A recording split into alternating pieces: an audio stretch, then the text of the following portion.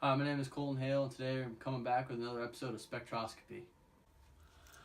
Okay, so first we will look into mass spec, and as we look here, this line right here correlates to the M plus value, which is at 201, which correlates here to the molecular mass of the whole molecule. This line that goes up to 100 here is known as the base peak. And the difference between the base peak and the M plus is only 1. So looking at the graph here, it does not correlate to anything else. Here to the M plus value was found to be 17. That also correlates to nothing. We have this line here, which correlated to 29, which was I'll draw that here, CH3, CH2, or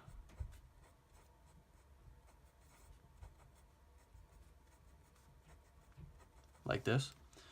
And then this one here was found to be 47, which also correlated to nothing.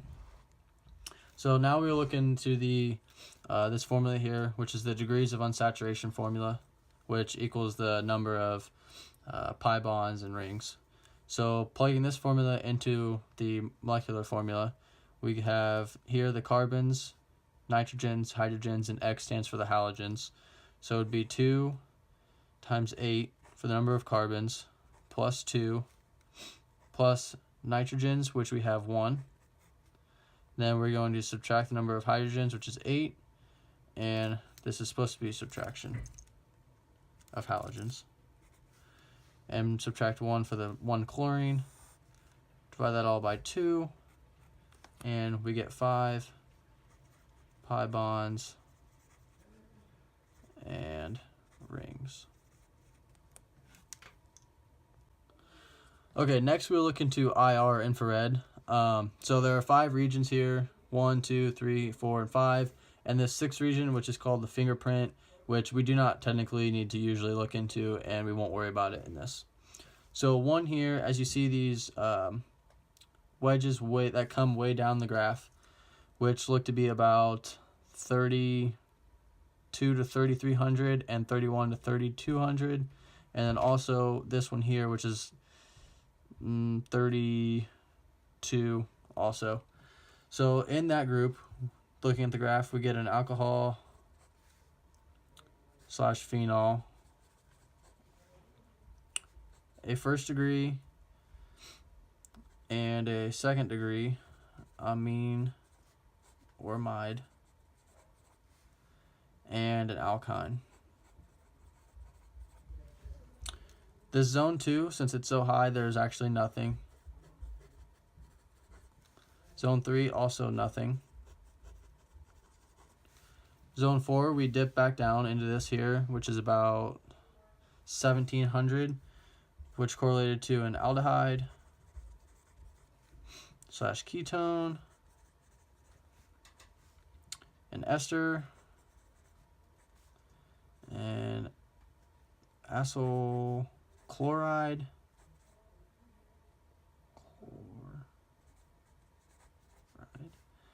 an anhydride, and a carbonyl. And then lastly here in the 5th region, we have a little wedge here as it comes back up, but towards the end at about 1400 maybe, we have a 1st degree amine, an alkene, and an aromatic.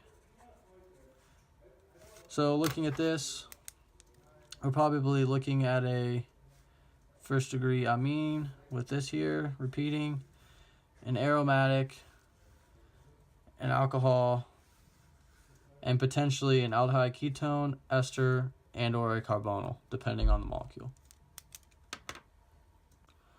Okay, next we will look into HNMR. So I've already drawn out the structure of the molecule here for us. So looking at this, we have a singlet, a singlet,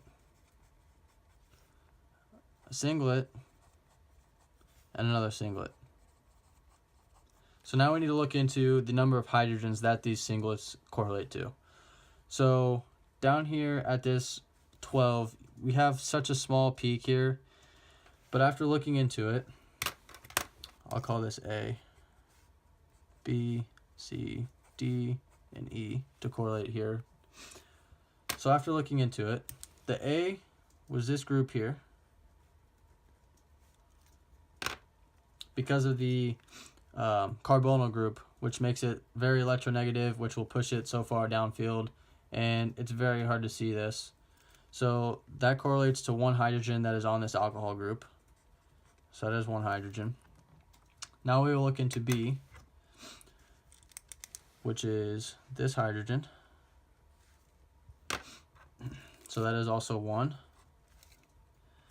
We will look into the next hydrogen, which is this one here on the aromatic. Call that C. So that is again one hydrogen.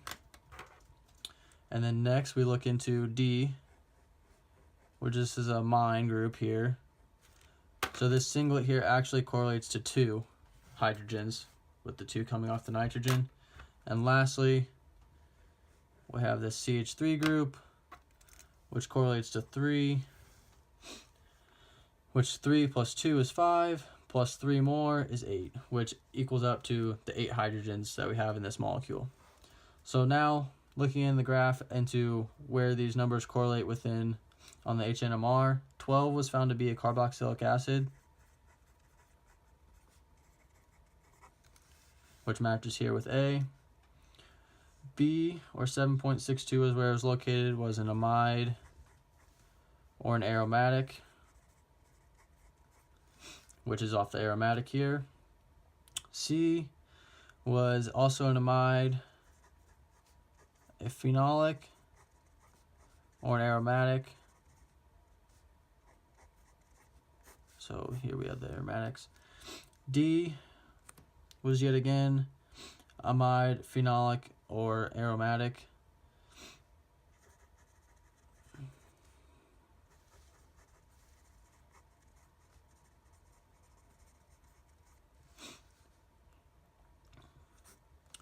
And then E correlates to an alcohol group, or alcohol hydroxyl, an alcohol, an alkyl halide, or an ether. And looking here, we have the ether group right here, which will push it, and correlates to this, the 3.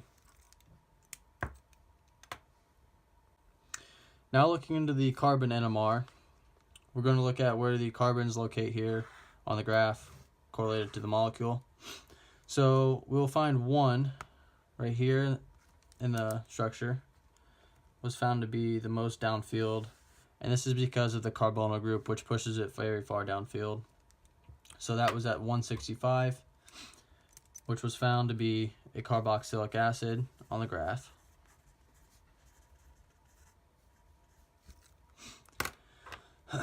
159 was technically found to be nothing on the graph here,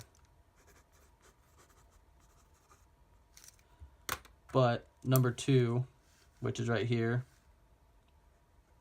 there we go, that was 1. Number 2, we have an ether group and then a CH3. So because it's an aromatic, but it does have the oxygen, it will push it downfield. So we'll put that 2 there. Look at 3, which has this nitrogen off of it, which is not as electronegative as the oxygen coming off. So put that there. 149 was found to be an aromatic, which correlates to that because the carbon is within the aromatic.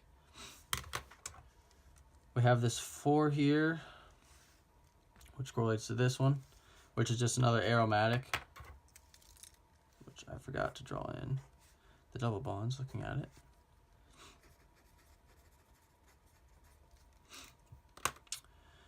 Five, which has 3 other bonds to the carbons again. Oops, wrong pen. Was just an alkene aromatic.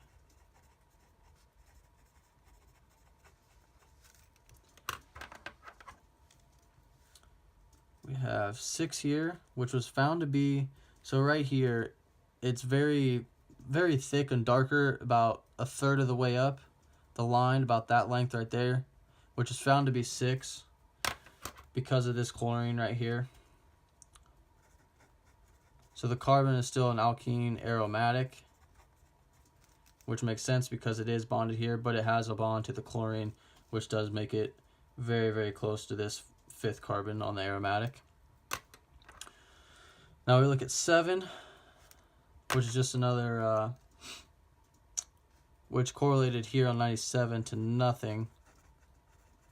However, it is more downfield, or not as far downfield, because it has a double bond to the carbon, another bond to the carbon, and it only has technically a bond to the hydrogen there, and same with the 4 group, has a hydrogen there.